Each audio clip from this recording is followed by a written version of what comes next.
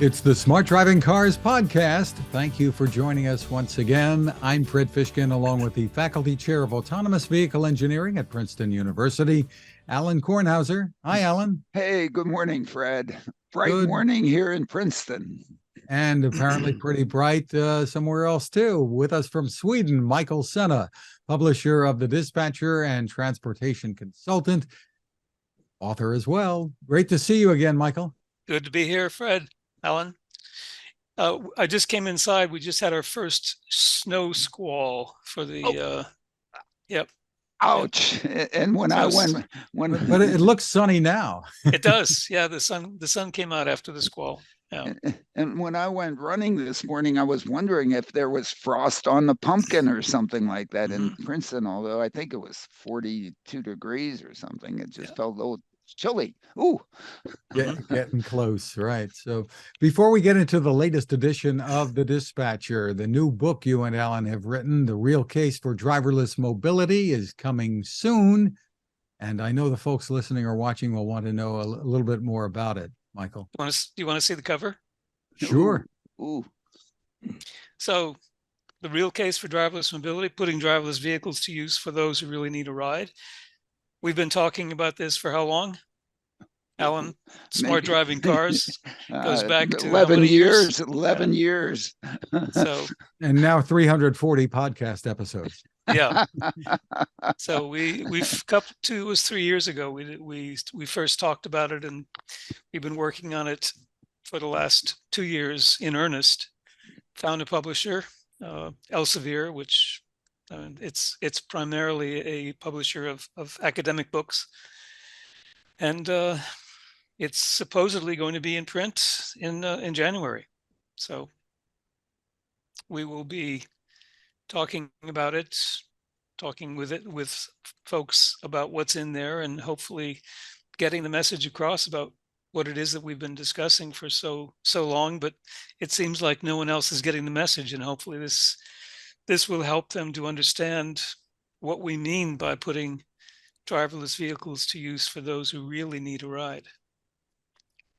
Yep. And I think the cover also points out basically where we think we're coming from with this, which is not ride hailing. And it seems like somehow, ride hailing is what those that are in building the vehicles think the market is. I don't know. Maybe. Well, that's really exciting. So much to look forward to with the book. And the November-December edition of the Dispatcher's Dispatch Central has arrived. And on top, the headline is Critical Materials as Competitive Weapons. Case in point that you write, Michael, the Swedish electric car battery producer Northvolt AB competing against China. Well, the principals and founders of Northvolt, Swedish company, had worked for several years, well, 3 or 4 years at Tesla. And they left on good terms. They decided they wanted to do some other things. And one of those things that they had decided that they wanted to do was to build a European-based battery company. They felt, and I think correctly, that Europe needed to have its own battery company in order to be able to compete effectively with the US Tesla on one hand, and China and China Inc. and all of the battery companies on the other hand. So they got a lot of investment, they got a lot of interest. They're working very closely with all of the European car manufacturers. Now it's not to the exclusion of anyone else. They've got their Chinese relationships. I don't know if they have any U.S. relationships, the car companies, European car companies. But what I don't think they figured on was the ability of China to put what the British call a spanner in the works. If China owns effectively both the production and the processing of battery components, battery materials, battery technology. They've got competition with Korean companies, with Tesla itself, with Japanese companies, Panasonic, obviously. But they have pretty much cornered the market on all the materials that are required for batteries, in particular graphite. And this is a material that we don't really talk about. We talk about, cobalt and nickel and so on, but graphite, as I've shown in the article and discussed in the article, is the major component in batteries, and they own 98% of the man-made graphite, and a very large percentage of all of the processing and mining of the natural graphite. And they decided to start not selling it to Northvolt, not delivering it into the Swedish market. So basically, they have control, and they're exerting that control over other companies. How far this is going to go, what the impact is going to be long term, we're not really sure. I mean, we've seen how China in other arenas, primarily in the political arena, can get really upset with countries like Denmark and Norway and stop buying their butter and stop buying their salmon because they didn't like something they did, like give the Nobel Prize to someone that they didn't think deserved the Nobel Prize, or something else. And in this case, it's not that difficult to understand why they're doing this. We gave them the permission to basically control half of everything that's produced, that we continue to buy. And why should they give up without a fight a market which they've clearly cornered? And that's electric cars and electric batteries. So that's the story. For those who want to go into the details, I've tried to provide as many of those details as I could. Interesting as always, Michael, and very thorough. Next in Dispatch Central, Sweden cuts power to first electric road. It actually put a project out to bid. Yeah. I'd be willing to bet that most people, unless they've read the Dispatcher, because I've talked about this before, weren't aware that anybody was building electric roads or cars or trucks with technology that's from the beginning of the end of the 19th century and beginning of the 20th century. But several years ago, the big truck company said, it's going to be really difficult for us to put batteries, lots of batteries in our trucks to move them, because it would take up so much space and add so much weight that would, the economics of it just aren't working. So they began to look into the possibility of electrified roads. And this is primarily Scania, which is owned by Volkswagen, and Volvo, which is owned by me partly, and others. It's still very much a Swedish company, and it's the largest employer in Sweden. AB Volvo does not include Volvo Cars. Volvo Cars was separated from AB Volvo in 1999 when it was sold to Ford, and it's never been part of Volvo, AB Volvo. The only thing they share is the name, and there's a company that manages the use of that name. So we're talking about AB Volvo and Volvo trucks. Volvo trucks are sold in the US, Scania trucks are not. But they began to work on the concept of using electricity in the road, above the road, or sort of floating on top of the road, for trucks to be able to charge themselves as they moved into areas where this existed. And there have been a lot of tests, primarily in Sweden, Germany, and the UK. And Sweden has been in the lead on this, both in terms of testing the technology, because they've got two of the world's largest truck companies. And they've had a lot of interest and involvement from the state. So they got to the point, after a number of tests, they've showed there are 3 different technologies. Read about it in the article. 3 different technologies they had decided that they were going to go with one of these technologies. They put it out to bid, and guess what? It's just too expensive. And everyone has said, you got to be kidding. I mean, either stick with the technology that you have to move the goods that you need to move, or wait for a breakthrough in something, get a nuclear power pack or something. But investing in technology that's going to go into the road, either working like a third rail, working like a catenary trains and buses that exist in many places. We have them in Cambridge. The thing goes along it gets connected and oftentimes gets disconnected. So they got the bids, and the bids were much higher than they had expected. So they're back to let's take another look at this and see what happens. But the reason I wrote about this is just to keep people informed about what's going on, what the alternatives are, what's being discussed outside of battery electric vehicles. And one of my dedicated readers said it's time for you to start to do an article on hydrogen again. So I'll be doing that in the next, maybe not the next issue or the issue after that. Terrific. And I would imagine this idea of electric roads could be especially difficult in a place where you get considerable weather over the winter. But that's just casual observation. Yes, it's one of those duh moments. Yeah, obviously. And maybe it'll work, and it could work better in Florida. But we've had, Gothenburg has had the trolleys with trolley overheads, in the Cambridge, Massachusetts, we used to get, and still do get, a lot of snow. So I don't know. It's like light rail. The whole concept of putting, we got rid of light rail.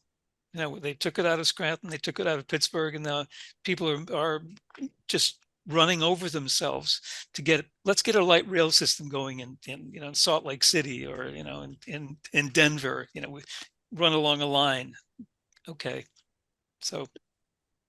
Yes, but Michael, along Yep. those lines, the infrastructure investments in these things is the thing that ends up being the tough piece, and you have to be able to somehow justify economically the investment in the infrastructure if you're going to do a new piece of infrastructure or add to it or dedicate a piece. And I think the part of the major reason why the trolleys and electric traction systems, starting up whenever, and the cable cars and so on, were these were to sell land. These were development. They were side. This provided unique accessibility to unique parcels that could then be sold at uniquely high prices, that could uniquely go back and maybe subsidize the operation of that particular thing. And so as long as that was part of the deal, that was part of the deal. But at some point, the sharing of the value of the properties with the mobility that's being provided sort of disappeared, and somehow the provision of the mobility was left to somebody else. Which of course gets back to my elevator analogy. I always have to find a way to get to my elevator analogy. But if you look at the elevator, it's just like electric traction and electric trolleys in the 1880s and 90s and whatever. It provides accessibility to land, being floors of a building, vertically, and without it, nobody's going to use the steps. So therefore, that land has zero value. But with it, oh my goodness, and so the realization that whatever rents are associated with those properties, a little bit of that needs to be fed back into the mobility system that allows it to have that value. I mean, it's really very simple. It's a basic first principles. And somehow we've gotten to a point where what we did at one point in our lives, we built a bunch of roads. We built the interstate highway system. We built the Autobahn. We built the A routes throughout Europe and so on. And then all the other roads were also built, probably more for, fire, police, and garbage collection, basic necessities of using those lands, and that justified it. And then, then somebody decided to have a vehicle be able to use those things. And that's what all the car companies now do, create vehicles that basically piggyback on top of the infrastructure, the fundamental infrastructure that was put out there. When all that infrastructure needs something new or needs to be dedicated to something, or you might have to build, somebody's going to have to pick up the tab for the new stuff.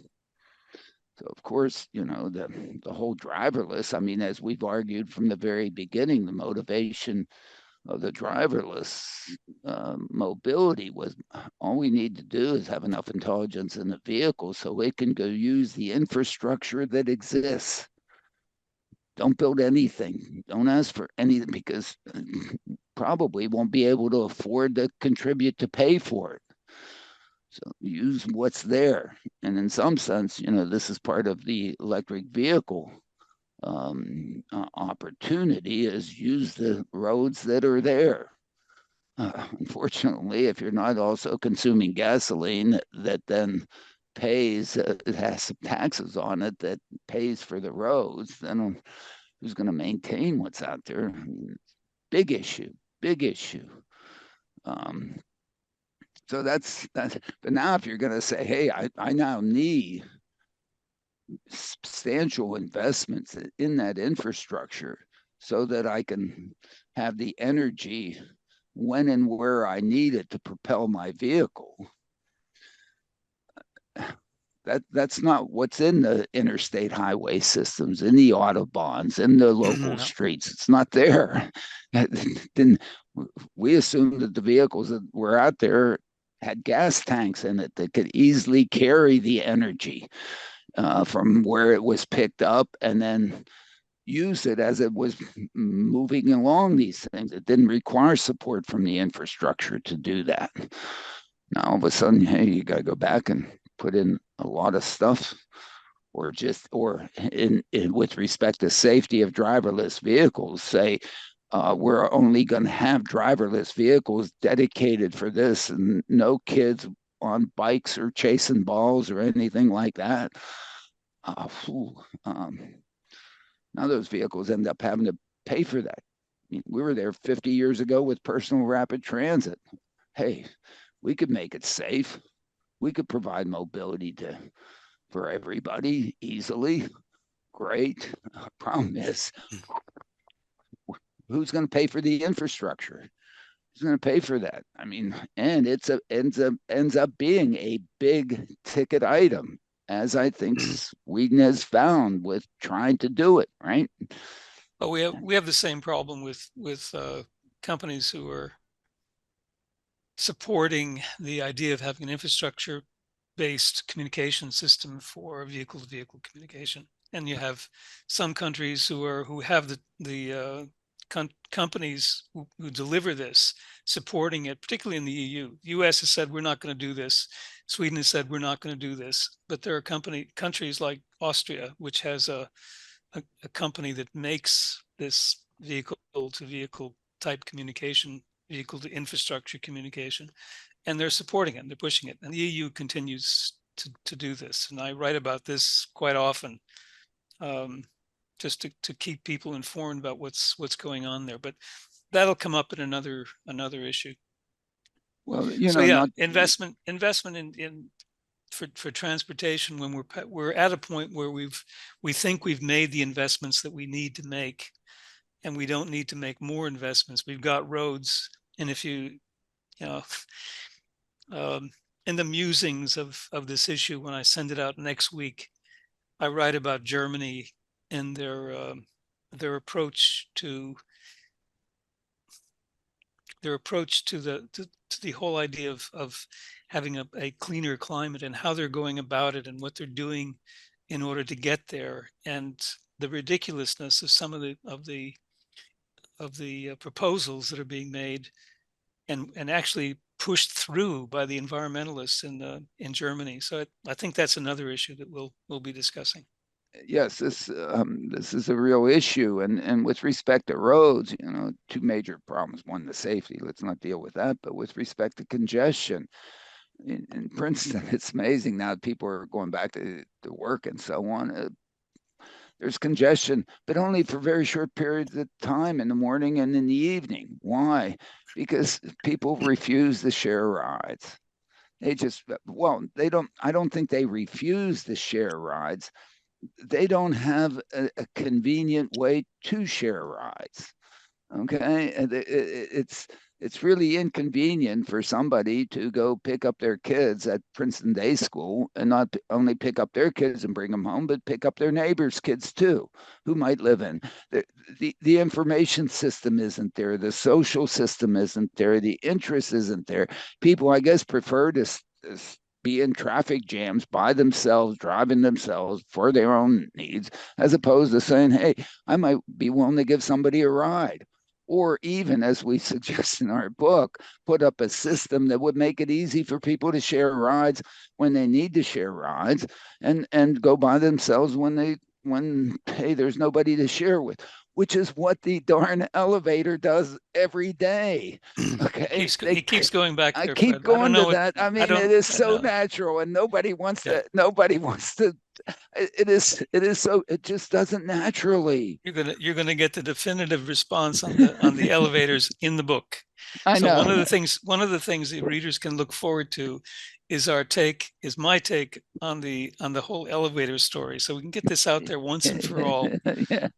and not have it keep coming up in our webcasts. I know, but it just drives me nuts. I just watch the operation of that system, and I just think it is so darn elegant As long as you because only want to go up and down, but Alan. but you do but if your route horizontally does all the squiggle, just stretch it, and it looks like it's going on an elevator. And I'm gonna that's the beauty of this. But whatever, Isaac Asimov. it's the operation of the darn thing. I don't Isaac know. Asimov came up with the perfect transportation system. But if the more you get into it, the more you realize, did he really propose a series of horizontal elevators moving at different speeds? So you got on, it was moving slowly, then you got further and further, and every time you moved, you were moving faster.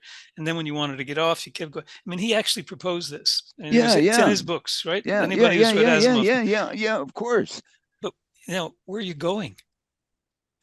Yeah, but Look like the beauty of the driver of a driverless vehicle is it can make a left or a right on the road system. exactly, It can do that. just like a car can do a lot more than a bus, and a Yeah, bus can do a lot more than a heavy a light rail vehicle or anything that's moving on rails. right. And So this take advantage of it. yeah, Let it do it.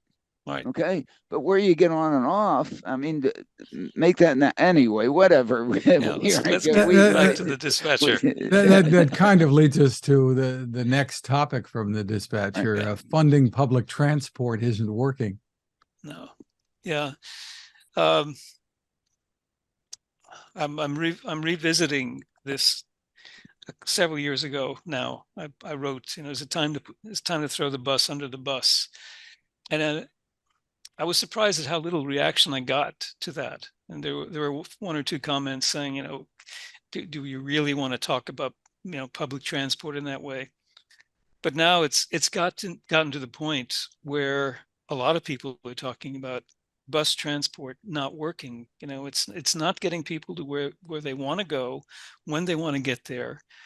And because of it wasn't just COVID where ridership was going down for lots of reasons. Ridership was decreasing, at the same time as people needed to get further and further away from the core of cities, because the core, at least in the United States, the cores of cities have been hollowed out, which is another which last issue of the dispatcher, where things aren't there anymore. I mean, go to places like Scranton, Pennsylvania, there ain't nothing there anymore. It's just, unfortunately, and maybe something will happen, and that's part of the last section of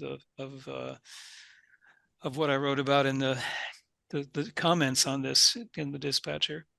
But when now San Francisco is a very good example. They wanted to reduce their costs. They have to reduce their costs because they can't afford to keep putting more and more money into a transit system that isn't working.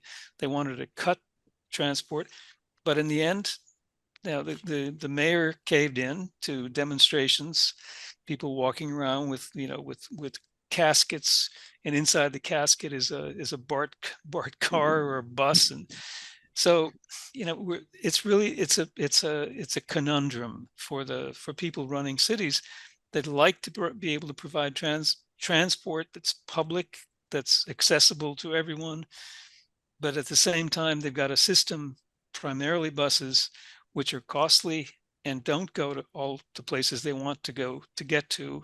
And they're not going to solve their problems by having electric buses. They're not going to solve their problems by having bigger and bigger buses. That's what we suggested as an alternative in the real case for driverless mobility, to be able to get people to where they need to go, when they need to get there, in a way that's accessible.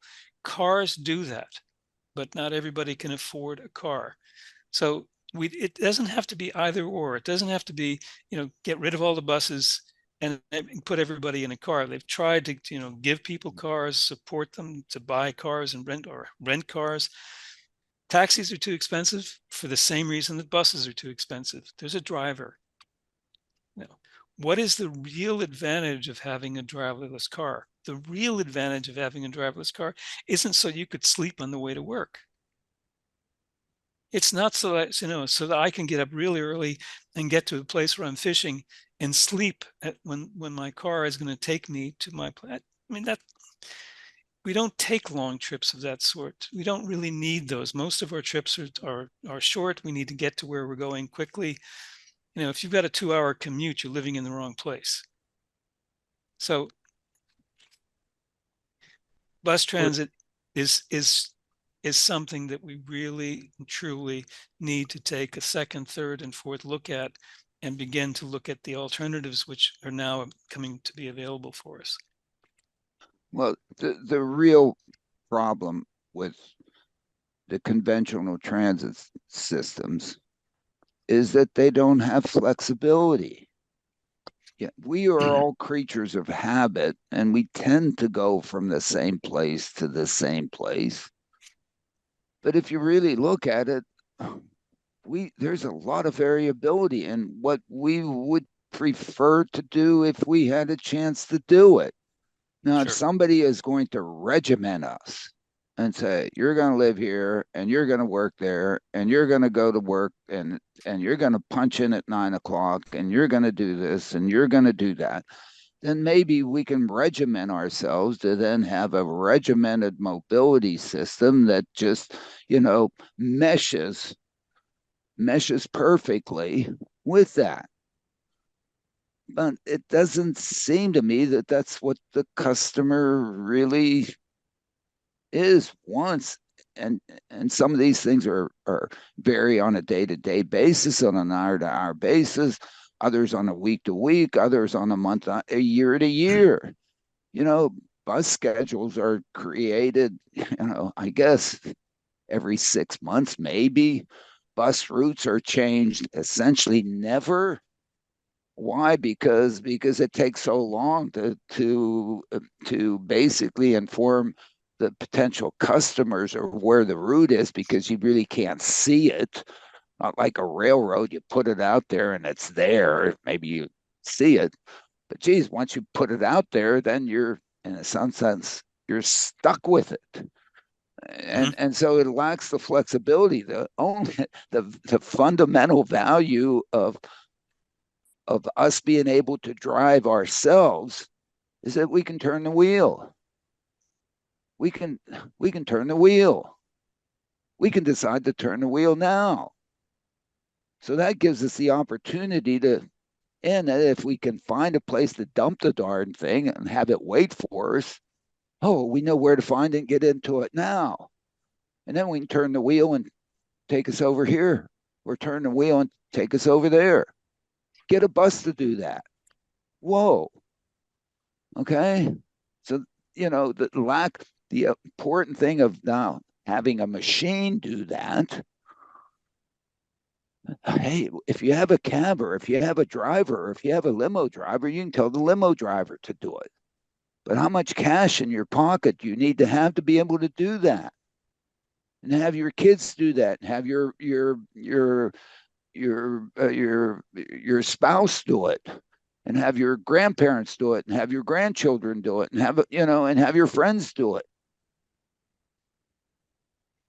So all of a sudden, Right. if we can now put the gizmos in there that will turn the wheels to where we want to go and be available, and we then put the intelligence in there so that when it's sitting around and there's nobody here, we know that, hey, Fred needs it over there. Boom, boom, send it. Not So cajole somebody to drive it there. Hey, do you want this trip? Would you like to take it? Are you sure? Are you willing to go in that neighborhood? Are you sure? Oh my goodness. Okay. That's the advantage of the dexterity. It's the dexterity of the technology. That what does it take? Write a bunch of code. I got students waiting outside, want to write that code. Oh my goodness, it's next to trivial. Michael, you're Yep. taking a look in the dispatcher also, and we've talked about it so often, what's going on with the robotaxis in San Francisco, and offering your insights there. Yeah, well, this is, I don't know how far we can get into this discussion without being so probably a little bit too critical of what companies are trying to do. But it's difficult to to understand that there are two companies that seem to be doing their utmost in the at least in the United States, to get cars to do things without a driver. But I come back, we continue to come back to what it is that they're trying to achieve. Why are they doing what they're doing? Why are they putting people in cars, running around and going over, fire fire hoses and stopping traffic? And what's the point of all this? At some point, you have to ask that question. And the people of San Francisco had said, when both Cruise and Waymo requested and then were granted the right to run their robotaxi services at all hours and take money for it. And there are restrictions, they're different for each one of them. But they said, we don't want this. You, California, you're in a position where you can make this decision. How you got in that position, we're not really sure, but we don't like it. And we don't want you to make that possible. So on the other hand, some people, including us, have said, you need to do these kinds of tests in order to get to the point of being able to have a device which actually works. So you're stuck between a rock and a hard place. The people of San Francisco saying, this is not safe for us. We don't want to have this done. Other people saying, well, this, look at the greater good. The greater good is that these will eventually do something for people.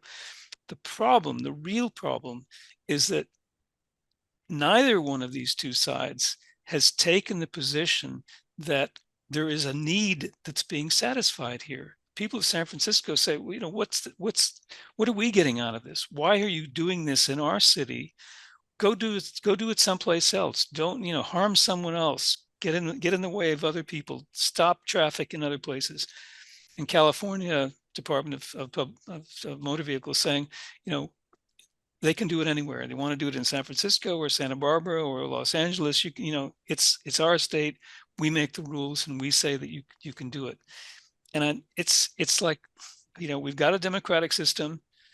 The system is set up with controls, and people have been given, or groups have been given, the rights to do certain things. It's like NHTSA has a right to do something at the federal level, and states have a right to do this, and the cities have a right to do that, and everybody's got their own, little patch that they take responsibility for. But in this case, the people of San Francisco said, we don't want this. And the state of California said, you're going to get this. And now, so you obviously have a group of people who are dissatisfied. And that's unfortunate that in a democratic system, there can't be some other types of controls which can take account of these sorts of things. I'm going to make a little insert here. And it has to do with a book that I just started reading called Doom. I can't remember the author, I'll get it eventually. And in this book, he lists disasters that have occurred over the course of history. It's a thick book, and there's lots of examples. Pandemics. He was writing it during the pandemic. He's British. He was living in the United States. He's writing this book. It's very well written. He gives an example of a place where hurricanes occurred, that hurricanes occurred with such frequency and with such devastating results that the government, the Corps of Engineers, had decided that they wanted to do something in order to prevent some extreme damage. An environmental group complained, and the environmental group won. The hurricane occurred, and many people died. If the Corps of Engineers had done what they had planned to do, had not been stopped for environmental reasons, and I don't know what the reasons were. Maybe they were good, maybe they weren't. But a lot of people died as a result of an environmental group having the ability, given the 1965 further environmental laws, which allowed for environmental protection. Those kinds of things can happen in our case as well, where groups can say, we don't want this, you can't do this, and something is prevented. There needs to be a balance.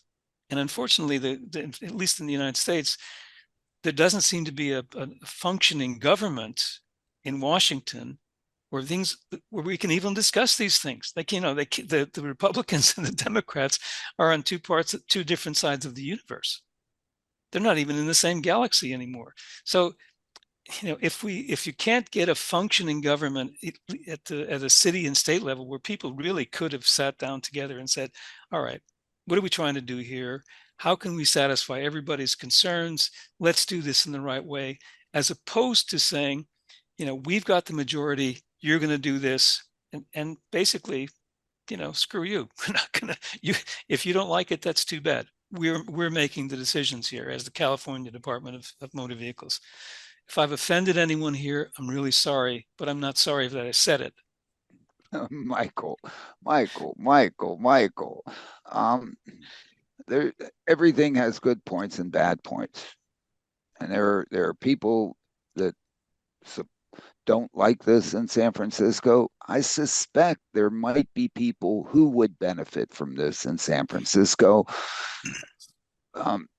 Who got the biggest say and made the biggest pronouncements? Well, maybe it's the people who actually might get something good out of it because they got the 3-1 vote by the governing board who then put it out there, which I guess is democracy. We all know that the benevolent dictatorships are the best things going, as long as the benevolence is my benevolence. If it's Fred's benevolence, I'm against it. Okay. But, mine, I'm all for it, which is, kind of the problem with benevolent dictatorships.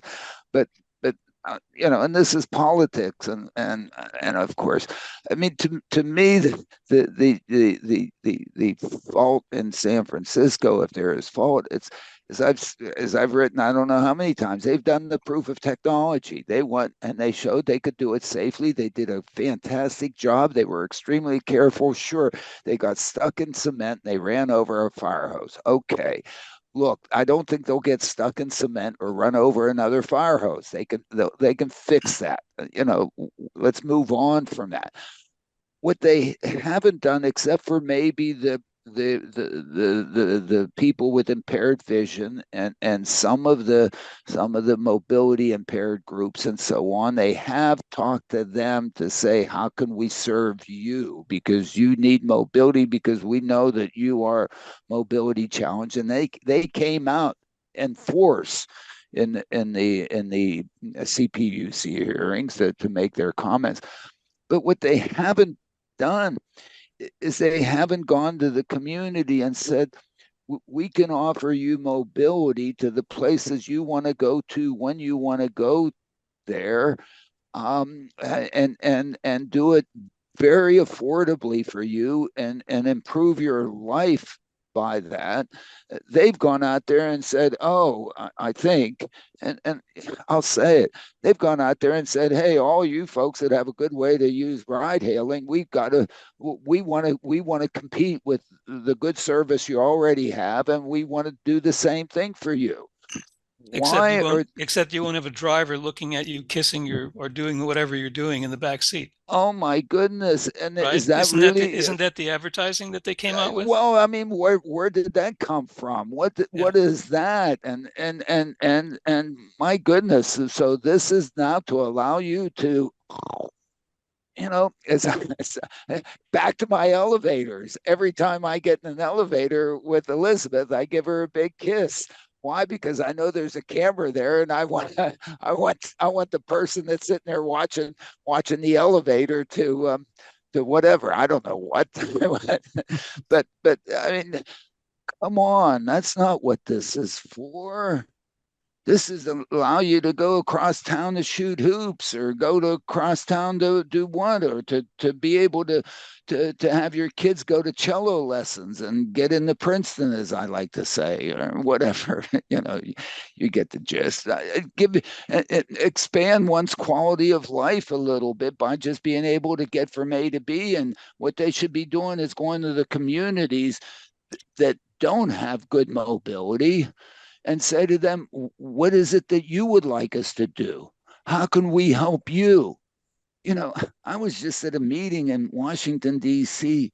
yesterday, in which it is focused on educating the public on AVs.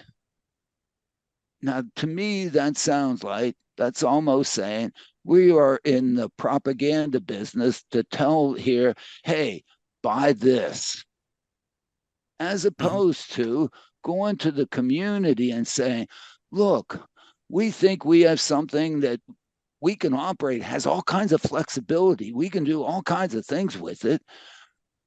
How do you think this could help you? This isn't an education. This is a learning by the. I don't think Cruise and Waymo went into the community to learn what is it. You have buses, they serve you well. Okay, great. Keep using them. You have ride hailing, it serves you well. Great, keep using it. You have BART, it serves you well. Great, keep using it. Now, what else would you like? How can we help you with what else you would like? I don't think that's what they did. So how can they do a proof of market of their unique technology that is different than ride hailing, that is different from BART, that is different from the cable car, that is different from the bus? And how do I take this new thing and satisfy and improve your quality of life? And if I can't, if I don't have any of those, then I shouldn't do this. I should move on. I should pick up my bags and I should go somewhere else. I'm not looking at doing something that is essentially a bus ride, essentially a BART ride, essentially a cable ride, essentially a ride hailing ride. Schumpeter said, be disruptive. Do something different, new, that people will, for people. Read the book. Read the Yeah. book. I don't know. Read It's in the there. book. It's in there. in It's there. in there. It's in there. Yeah. And it amazes me. I just sat there. I mean, whatever. Well, They don't we like want to me. mention too, I Michael, didn't get reinvited. No, whatever. back to the dispatcher just for a second. We want to remind people you've got a great comments section in there as well that we encourage everybody to read. Yep. Yeah, it's something that when I said I was going to go to a different different cycle of sending the dispatcher out in sort of three different phases. I got a lot of interesting comments on a number of things, and then I think this issue is the first time that they've all sort of come together, and I've put them in there. That's the longest are on the one about cities losing their hearts. Some very thoughtful comments, some agreeing, some sort of agreeing, and some disagreeing, saying, this is, and they're in there without my comment. I'm not saying, I don't agree with you, what you said here, that I put them in there and asked for their permission for their name to be on these without any comments from me. It's just there. So, that's read and enjoy. Absolutely. Well, we have a few other headlines to get to. Honda's CEO says in a venture with GM and Cruise, it will start a self-driving taxi service in Tokyo in early 2026. The plan is to use the Cruise Origin vehicles. They include a photo, in fact, of one adapted for that market in their press release. Alan? To address the ride-hailing market. What? Mm-hmm. Are you joking? You're going to make the same mistake in Japan? This isn't a ride-hailing. The Origin is not a ride-hailing vehicle. It's not to serve one ride-hailer. It's to be able to share rides in peaks so that you can get a productivity level per vehicle and number of rides per day that you offer for each vehicle that allows you to only ask for a little bit of money from each person to make a lot of money for your bottom line and your stockholders. Darn it. And the comments that are made, their chances of being able to disrupt the taxi cab industry, the taxi drivers in Japan, is slim to none. Okay? So why again are you going and looking at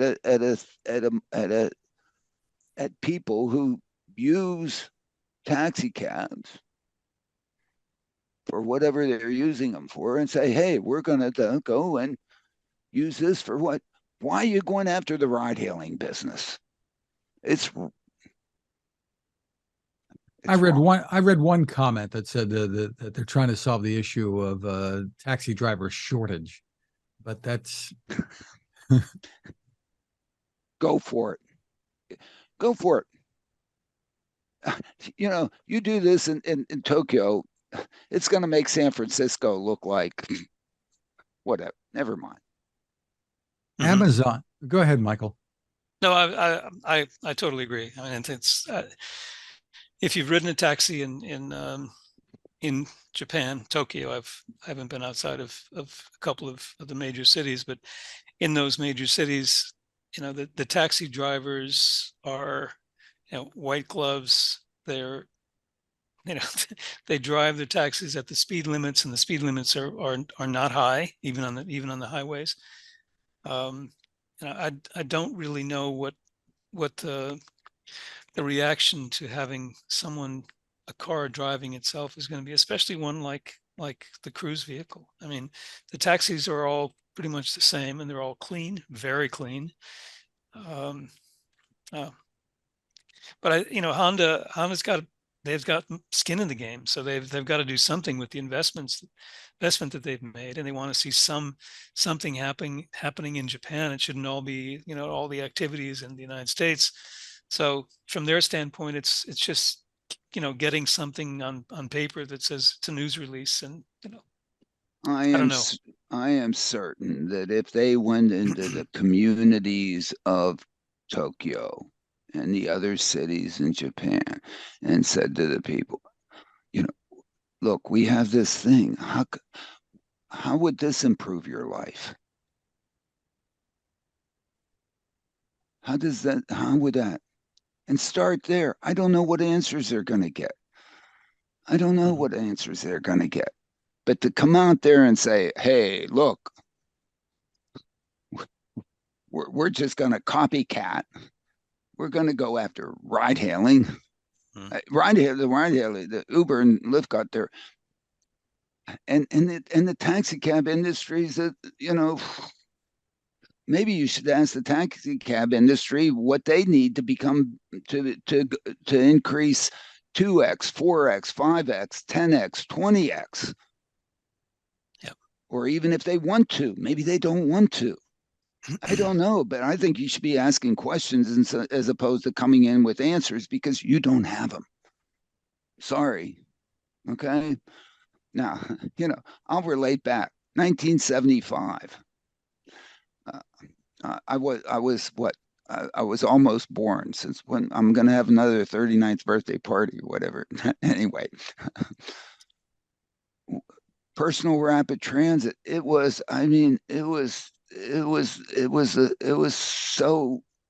the obvious mobility solution. Where is the obvious market? Las Vegas.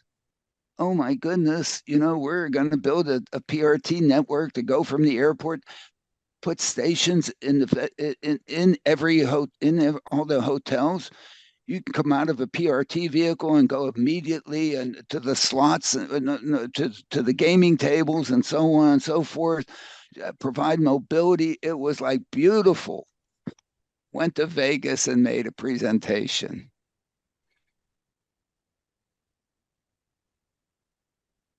I looked down and there was blood all over the floor. We did not have a chance in hell. Even though this was a new technology, really great, safe, boom, and it was going to be free. How were we going to make it free? Well, we were going to do the same thing that the airport was doing. We were going to put slots in these things. So you play the slots as you're getting there, and we'll take the revenue from the slots and pay for the whole damn thing. I mean, I think the numbers worked out. At least in our heads, the numbers worked out. No chance in hell. 2 reasons. One is the taxi drivers. Oh, no, you don't. They didn't even have to say that very loud. Oh, no, you don't. And the second one was, we didn't bother talking to the casinos. We thought, hey, we're going to put these things, bring customers. No, guess what you're also going to do? Take customers away to go to the next casino. Oh, no, you don't do that. Nobody leaves here with any money in their pocket. Once we get somebody in here, they stay here. Mobility is not an objective function.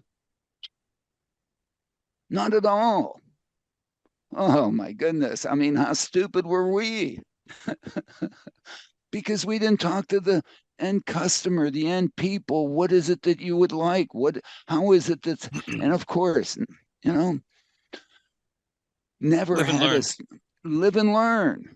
And here we are. I mean, I go for it. And try Abu Dhabi too. Why not? Sure. You know, Qatar. Sure. Go for it. Yeah. Another quick headline, Alan. Amazon has announced its Prime Air drone service will deliver prescriptions from its online pharmacy starting in College Station, Texas. I think they first started talking about drone deliveries a decade or so ago. they did get FAA approval for trials back in 2020. So I guess they're literally Yeah, getting things off the ground. I guess, and Yeah. probably in niche markets and niche places and places that you don't have a better way to do it. Absolutely. And I don't know, I guess there are no trees or anything like that in Austin, so you don't have to worry about that and whatever. Great, wonderful. I think it's wonderful. Whatever. One of my former students has this little bot that he's designed that he's gotten funding from the university to do a startup and so on that's going to like deliver things to front doors and be able to climb steps and so on. I think it's great, go from the truck. As I told him when he was telling me about it, this looks like the milk delivery process in Brooklyn in 18 whatevers, where you have the horse-drawn milk truck, going down the street, and now it wasn't a little bot that put the milk bottles up there. It was actually a person that just took the milk bottles and put it on this front porch and that front porch. But it's the horse that was providing the mobility to the kept the the the wagon going down the street without, because the horse knew the route and just knew the right pace to go, and the person went back and grabbed the bum, and then the thing would move down, so it wouldn't have to jump back in. Beautiful. Whatever. I just briefly, I went to Seattle to visit Amazon. I forced my way in. I don't know how they didn't want me to come, but I somehow managed to get them to at least open the door for me. I told them what I wanted. I was hired to do a study of using drones, of using uh, automated aerial vehicles for different types of applications. And this was 6 or 7 years ago. And Amazon, at that point in time, when I was there, they actually hadn't announced that they were doing this. It was about a month or two later that they did come clean and say, we're actually doing tests. They're in the UK. So, and I had a nice tour of Amazon. I got there, I walked there from the hotel, went to their office, saw lots of people doing things, and open doors and people working in there. I think we actually walked past Jeff's office. I'm not sure if he was in there at the time. They didn't say one word. I mean, they had strict instructions. They didn't say one word about these aerial vehicles that they were testing. I asked, I don't know how many times I asked, are you doing this? Do you have this? Not a single word. They wouldn't even respond to my questions, but they were very polite, and they took me in a nice tour of the facility. And I went home and did my report saying, yep, they're doing something, but they're not talking about it. It's taken them a long time to get up to the point of having something that they think that they actually can use for delivering things, but they could do that back then. That little parachute that they go over, then they drop the parachute down, and then they've got ones that have the cables. They send a cable down with something on it, and then they draw the cable up. I've got a balcony out here. I suppose if someone wanted to deliver a pizza with a drone, they could deliver it and land it on my balcony out here. But this is another case of what are you trying to do? What's the purpose of this? Well, the best designs that I've seen of this is, I think, the one that Mercedes had out there several years ago, in which they have a sprint van, with normal package delivery, and it has a hole in the top, and somehow the thing pulls up in front of your house or close to your house, and the drone does the last 50 feet, maybe.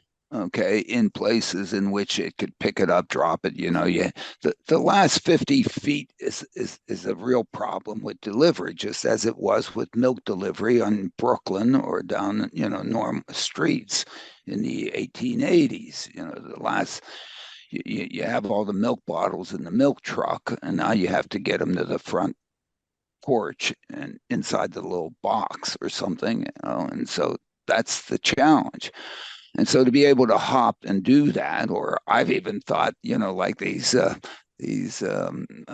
T-shirts that they shoot up into the stands at basketball games. You have one and lob it on. I mean, you could make a package. You know what the air speeds are and so on and whatever. I'm sure you could design such a mortar that you put that in, plops it on some front porches. Okay, and maybe you can do a substantial percentage of front porches. A lot of places where you can't do it. Amazon has to deliver an enormous amount of packages that have all kinds of distributions of sizes and so on. And one could, chop off a piece and say, hey, this system does that. You know, but to send drones from Robbinsville to 42 Cleveland Lane with a 5-pound no way. I mean, the economics of that, cut it out. Now, if you have so many CVSs or so many places in which you're going to do this to send me pills because that's weighs nothing and so on, maybe, or I don't know, but even from how many CVSs are there here in Princeton? There are 2 of them or something, and the area is 10 square miles. Or really, from each one of those points, you're going to go. What's the one to many mobility aspect of this thing? Or is this you're going to have 15 different packages on this, and then you're going to fly them in a tour and drop off at my house, your house? I mean, I'm sure they've thought about this, sat around in this.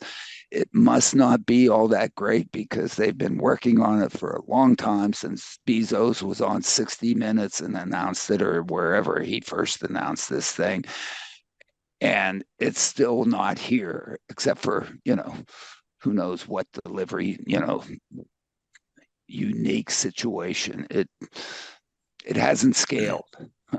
And things that don't scale, personal rapid transit, and so far driverless vehicles. I mean, how much revenue does GM Cruise have to generate? How many rides are they actually going to have to give to be able to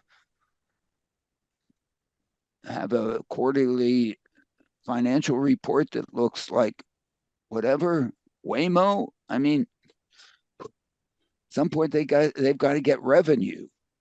At what point does that revenue show up as something greater than a rounding error in their balance sheet? On the topic of revenue, Alan, finally, Tesla reported earnings this week that have disappointed many, many investors. Yeah.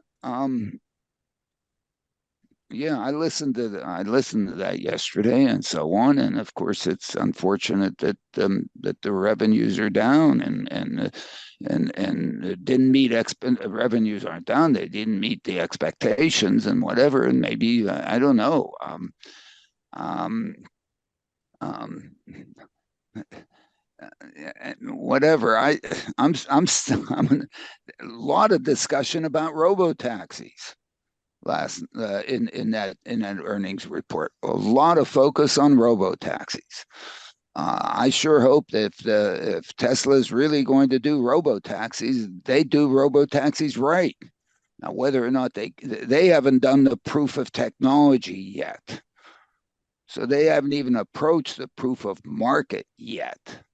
At least Waymo and Cruise have done the proof of technology, and so yeah, we have to wait. And the proof of technology is the monumental one. You've got to be able to do this safely. Otherwise, don't even think about talking about robotaxi. And you've got to safety is a perception. Sure, we can put a lot of data onto it, but it's a perception. Are people willing to walk down that walkway and get into an airplane and take off? How long did it get the airline industry to get people to really do that. Elizabeth and I went to the Aerospace Museum and the Smithsonian yesterday and reviewed all that stuff and looked at some of the planes that people flew in and in who knows when and whatever, and how much of a challenge that was. Okay, to get to a situation in which, I mean, you look at the airline industry, I mean, they haven't had a crash in how long? I mean, marvelous. I mean, kudos, kudos, kudos, kudos, kudos. At least You in know, the U.S., right? I mean, but I think the question really is what does it mean that Tesla has lower revenues, not lower revenues, but you know, profits, lower market profits than profitable. expectations. Then expectations. Yeah, I'm going to put a plug in for next week's issue of the Dispatcher that's coming out with the lead article is which companies, and I've grouped these into four different segments, which companies are going to be around in 5 years. Is it going to be the companies that are in the Tesla box, which right now Tesla's there all by itself, or is it going to be in the box with the Geelys and the Stellantises and the who have got lots of brands, and they're doing everything and they've got lots of different types of vehicles? Which ones of these are going to be around in 10, maybe 10 years or five years, and why? So we can talk about what Tesla's doing and why maybe their revenue is down, why their profitability might be down, but what's the long-term prospect? What impact is this there? And Musk mentioned this, that a hole in the head gave them the idea of developing a pickup truck. And he says flat out, this was not a good idea. Maybe it will be, but right now it's eating into our profitability. And then, this is another DAW moment when you say, do you really want to have a pickup truck that you're going to have to leave for half an hour, 8 hours? That's your livelihood. That's what you're doing. That's what you're using this vehicle for, to make money. It's like going to Oslo and seeing all the taxi drivers are driving around in hybrids. They're not driving Teslas. They're not driving BEVs. Every minute that car has to sit there being charged is a minute that they're not earning money. Fast in, fast out. Don't worry about plugging it in someplace. Don't worry about having to plug it in someplace. This is the kind of thing you have to start thinking about when you go beyond what Tesla's been making. So I think this is also coming into the picture. What is Tesla's long-term future? But then look at the other companies. What are they doing? How are they managing their transition to something that there clearly is going to have to be a transition? Is the concept that Tesla has developed, which is basically the Ford concept of 100 years ago, total vertical integration, going to win? Or is it going to be the company that's got all kinds of platforms, all kinds of brands, all kinds of different types of vehicles, selling them everywhere against each other? Is that model going to win? That's what I'm talking about. And I think this is an appropriate question to ask of whether Tesla is going to make it or not. Yeah, it absolutely is, and of course it's there. It's the data. My view is that at least they're profitable. Mm-hmm. At Yeah. least they've built some new plants. Hopefully hopefully, I don't know, I shouldn't say hopefully, if they are built appropriately such that the unit costs really do go down in producing this, maybe. They seem to be, or at least the public relations, which they don't have, or at least maybe it's what I end up hearing, seem like they're trying to make batteries and make batteries better, cheaper, and Mm-hmm. closer to where the battery is going to be used, because they've also sort of, which is getting back to your original story with respect to making batteries in Europe. If Europe is going to have battery cars, the batteries probably should be made in Europe, not transported from who knows where and who knows where. and maybe, I mean, that seems like it's a reasonable, a fundamental aspect of this thing. But but I don't know. I mean, if Tesla missed its numbers on expectation and profitability with respect to electric vehicles, which is what they manufacture, if the other entities outside of China are put up to the same question, how are you doing with your electric vehicles? The word from Ford is, I mean, geez, somehow the Lightning isn't doing as well as maybe people were expecting. If the Lightning doesn't do well, then they better sell normal Ford F-150s, and they better be allowed to sell normal Ford F-150s, and normal Ford F-150s better be back into the thing to have for people. Otherwise, what's Ford? I mean, I hate to say it, and geez, GM, I don't know. And the others, and Volkswagen news recently isn't all that good either. And I don't know, I guess people are still, and are we really all going to buy Chinese electric vehicles? If they're the only ones that are for sale, if they're the only ones that are affordable. Now, if we've opened the door from all standpoints. We've given them everything they need to wipe out the European and United States car industries, and they're about to do that. I've said I was writing about this five years ago, or more. And there's nothing that's been done effectively to prevent that from happening. We've done everything that we could do to hand the Chinese the market. They couldn't build ICE vehicles that were good enough for anybody to buy, but they certainly have done everything they possibly could do to get the technology, including from Tesla, to build electric vehicles that people can buy.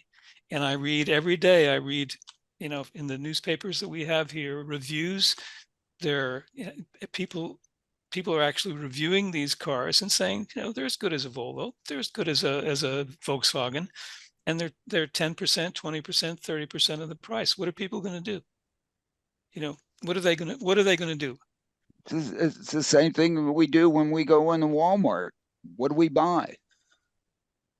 I don't go into Walmart because I know that 80% of the products that are in there. Yesterday, I went into a stationery store and I said, I want this, but I want this product. It's a 3M product, which is made in the United States, and you're selling me a 3M like product that's made in China.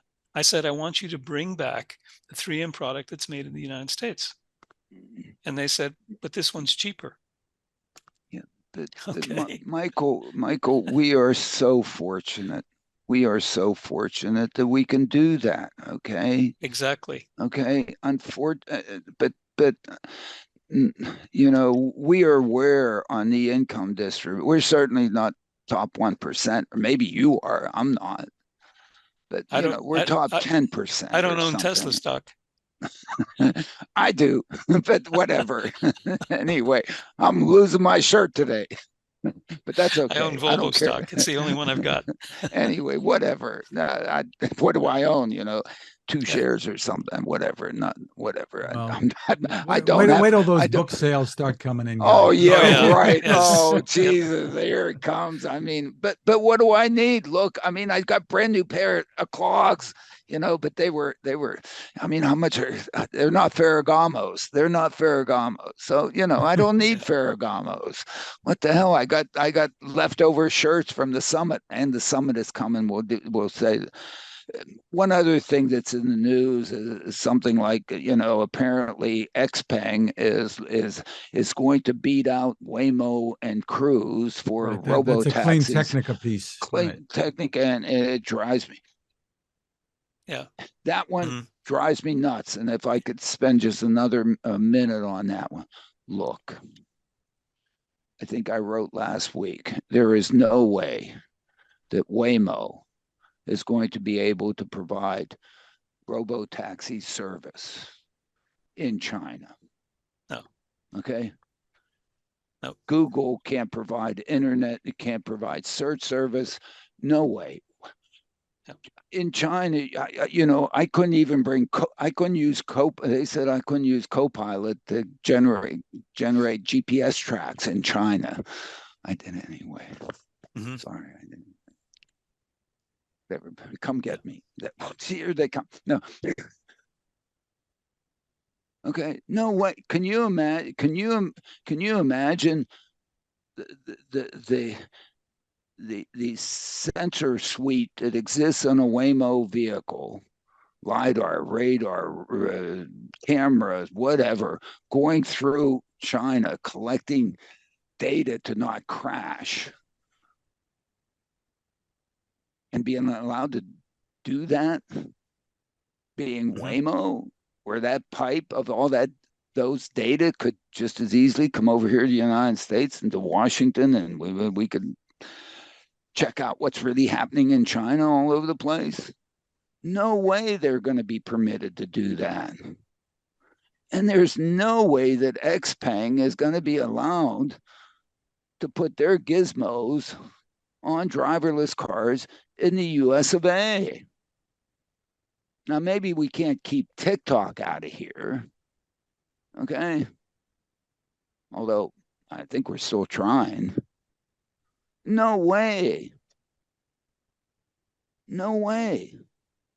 I mean, that's not going to happen. So it's going to have to be a two-world solution here. There could be driverless vehicles providing mobility to everybody in China and Russia and so on.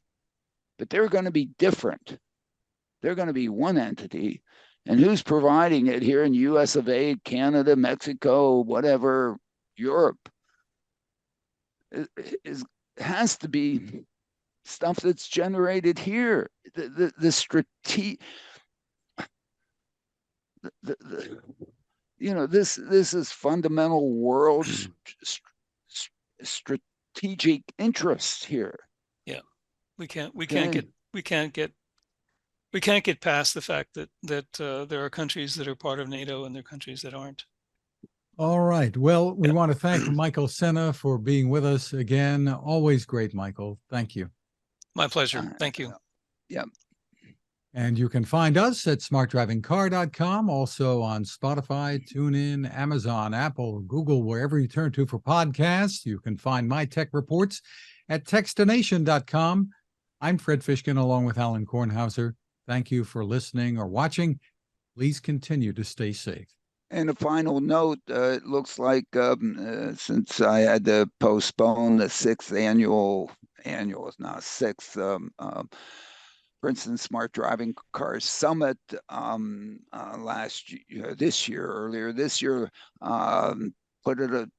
mark your calendars in pencil though, because who knows, the future may have something else in store, but looks like we're going to do it again. We're going to do it May 29th, 30th, and 31st, starting the evening of May 29th here at my house, and finishing up maybe with a gala at Jasna Polana on the evening of the 31st. So if you can mark it, I'm sure we will have plenty to discuss. Hopefully we will be discussing, and maybe Michael, I and Fred will be listening to you and your opinions, as opposed to you hearing once again about the elevator analogy from me, which you're tired of hearing about. Sorry.